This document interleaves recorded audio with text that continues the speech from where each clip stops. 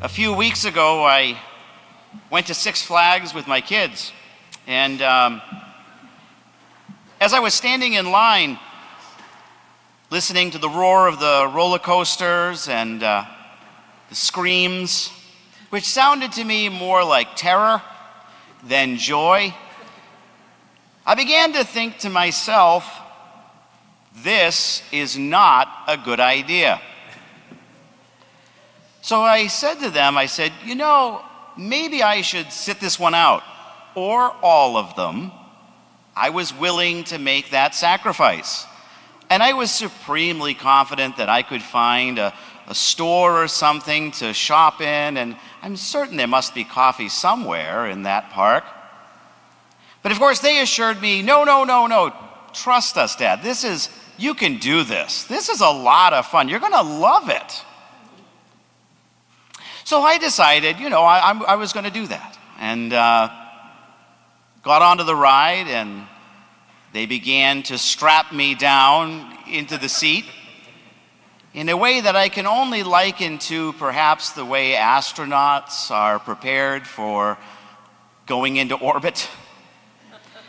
And just before the ride started, a little thought came into my mind, which was, no, you were right. This is a bad choice. But you know what? It was a lot of fun. And we made some wonderful memories together. And so I was glad that I trusted them.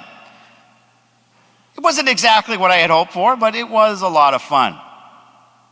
And trust is a big part of our scriptures today.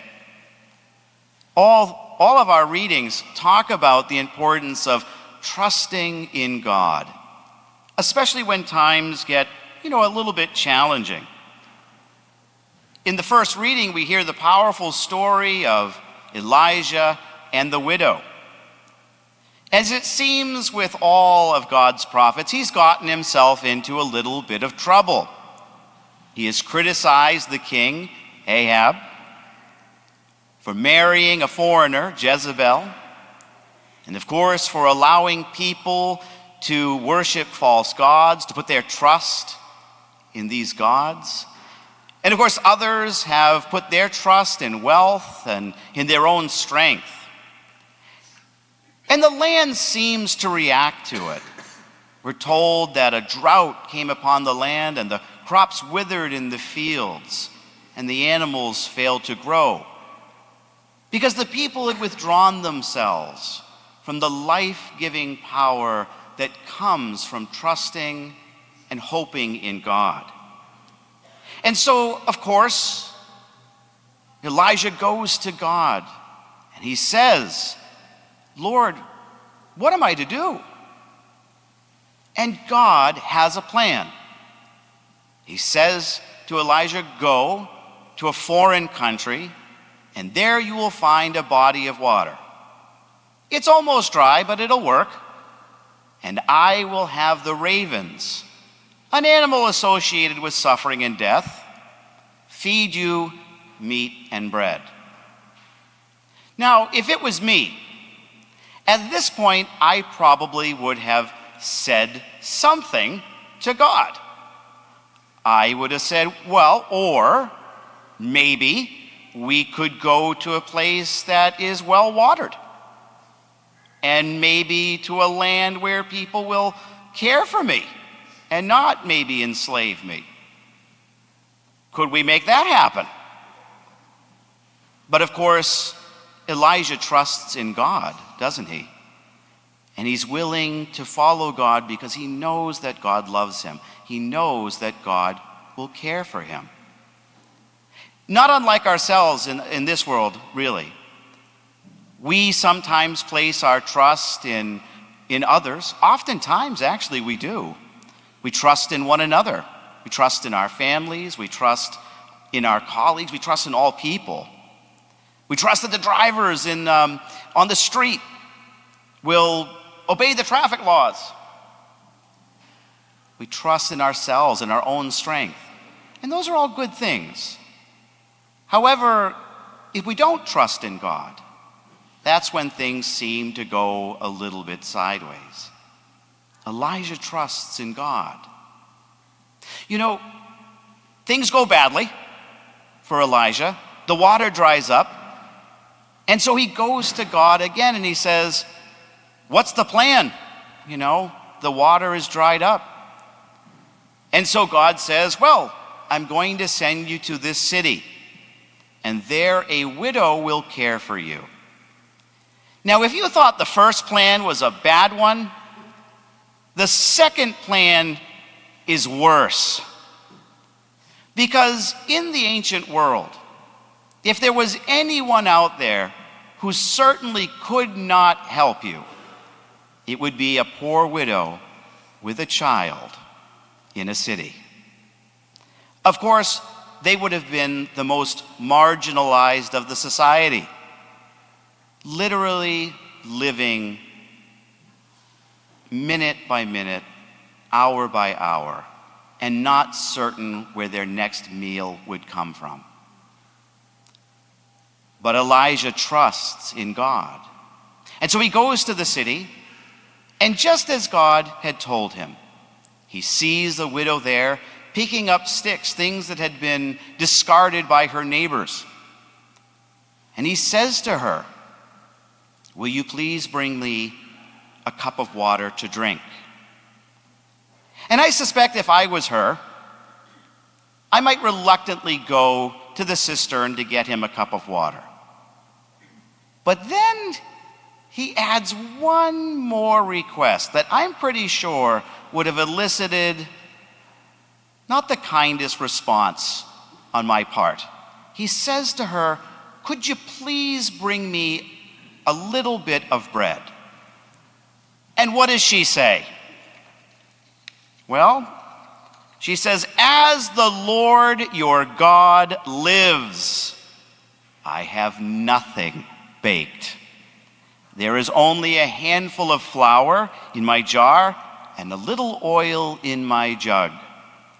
Just now, I was collecting a few sticks to go in and prepare something for myself and my son. When we have eaten it, we shall die. She is in utter despair.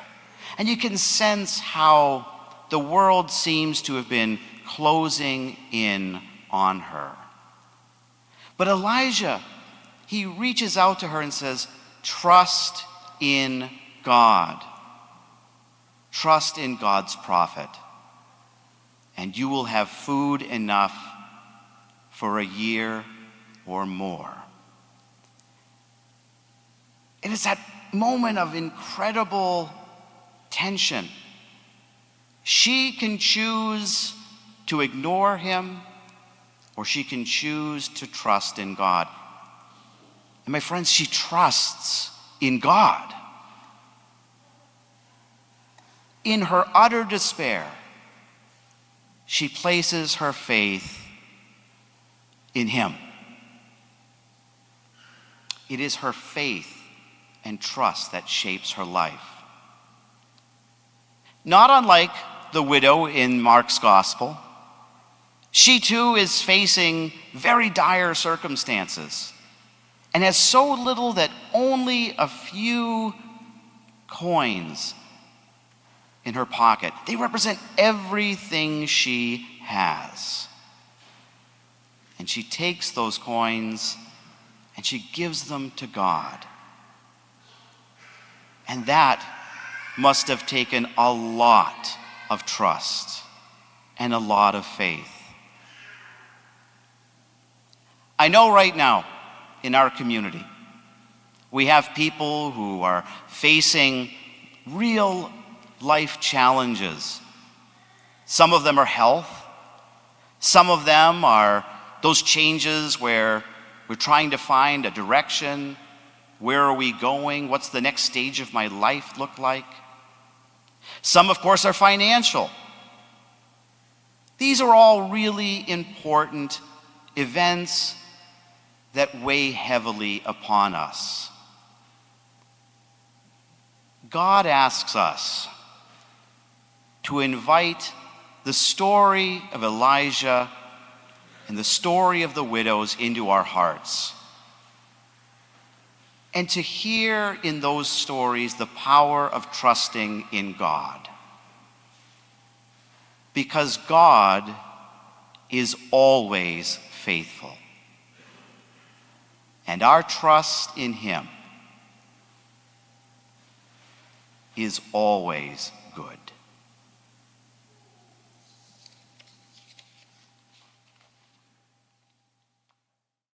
Don't forget to follow St. Patrick's on Facebook or subscribe on YouTube.